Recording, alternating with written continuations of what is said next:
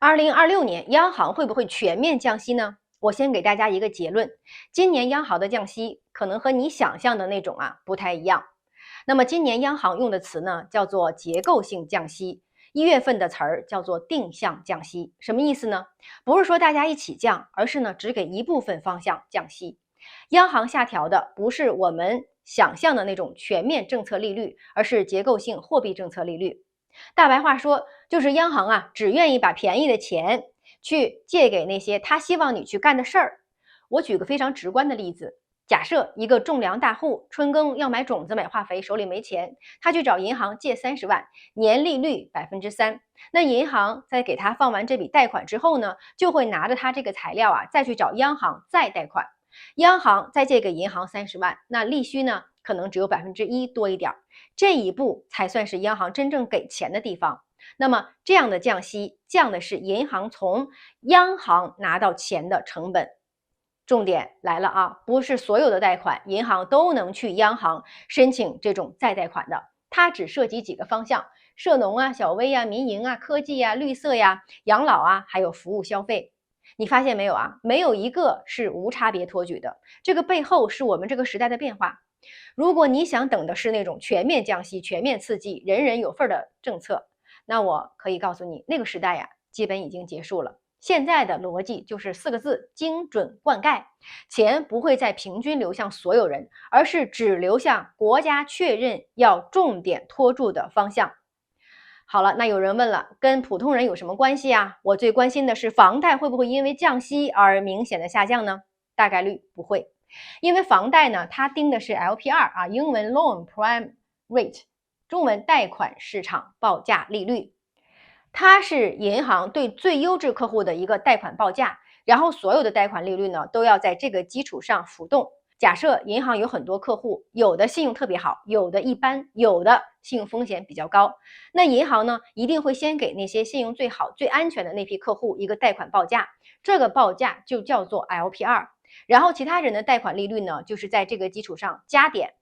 比如银行的 LPR 是 3.5%， 那你是一个普通客户，银行呢就可能给你加点，你的贷款利率呢就是 3.8%。如果你风险再高一点呢，可能你就得 4.2%， 风险如果高到一定程度，银行就不贷款给你了。所以呢，我们可以把 LPR 呢理解成为银行系统里的参考定价标签。那它跟房价有什么关系呢？现在我们大部分人的房贷利率合同里面都会写利率等于 LPR 加减百分点。举个例子，当年你买房的时候 LPR 是 4.2%， 那银行给你减了 0.2个百分点，你的房贷呢就是 4% 的利息。如果以后这个 LPR 变成 3.8% 了，那你的房贷呢就会自动变成 3.6%。所以这才是为什么很多人关心这个 LPR 今年会不会降，因为这直接关系到它的房贷LPR 本身呢不是央行随便拍脑袋能定的，它是银行根据一个更核心东西的报价，就是7天逆回购利率。央行如果真的要全面的降息呢，通常是要先动这个核心利率的。LPR 呢取决的是总量政策的利率。那这一次央行如果要结构性降息呢，就不是总量的降息。所以如果你指望这次央行降息，我的房贷利率可以立刻减少很多钱，那基本上今年可能会放弃这个期待。好了，还有朋友问了，那么如果央行降息了，债市会不会全面大涨呢？央行在今年1月份的发布会上已经把话说得很清楚了，他希望的是债市稳定，而不是大涨大跌。如果上半年债市太热，他会暂停国债买卖，下半年平稳了，他可能会慢慢恢复。我们从这种操作方式就能看出来，央行不想制造单边行情，所以2026年债市的逻辑呢，更像是用时间换空间，而不是靠一把行情能赚快钱。我再讲清楚一点很多人理解债市的赚钱方式呢，就是利率全面大幅下降，债券价格快速上涨，然后我赶紧把债券卖掉，一把赚一大波，这就叫做靠行情赚钱。但是现在咱们的环境是央行不希望利率大幅的波动，也不希望债市大涨大跌，更强调的是稳定。那意味着什么呢？意味着就不太会给你那种突然暴涨的机会了。举个简单的例子，假设一年的债券收益率2%，没有大行情，你拿1年赚2%，拿3年呢复利叠加，这就是用时间换空间的意思。那如果你想的是等一次1%的全面大降息，然后我的债券大涨10%，那么在当今央行强调稳定的状况下，这种概率出现的情况不高。所以用时间换空间的意思啊，就是利率可能会慢慢往下走一点点，或者呢长期保持相对稳定。那你通过持有债券，慢慢的拿利息，时间拉长，收益自然积累，而不是那种爆发式的赚快钱，是慢慢的熬出来的利润。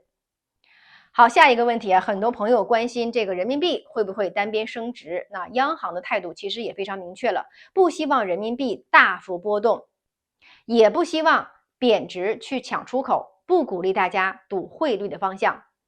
所以啊，总结一下，今年啊，别赌人民币的单边行情。那我们把所有的政策结合在一起，普通人应该看懂什么呢？我觉得有3点。第一，钱还是会继续放的，只不过呢，会放给被点名的方向。第二，全面刺激的时代已经过去了。第三，普通人要学会站在政策长期托举的方向，而不是等待某一次行情来托举自己。那么什么叫做国家长期托举呢？我觉得有3个特征。第一啊，就是国家连续多年反复强调的，比如说科技行业、高端制造、新能源、数字经济、养老服务，这些呀不是今年提，明年就不提了的，是5年规划、10年规划都在讲。那这种方向呢，就叫做长期托举。第二类呢，是国家会给真金白银支持的，会给钱、给政策、给资源，因为真正的托举不是嘴上支持的。比如说给再贷款的政策啦，给税收优惠啦，给财政补贴啦，给融资便利啦，给政策倾斜啦，钱要真的往那些行业去流。第三呢，就是即使经济情况不好，国家也不会轻易放弃的行业。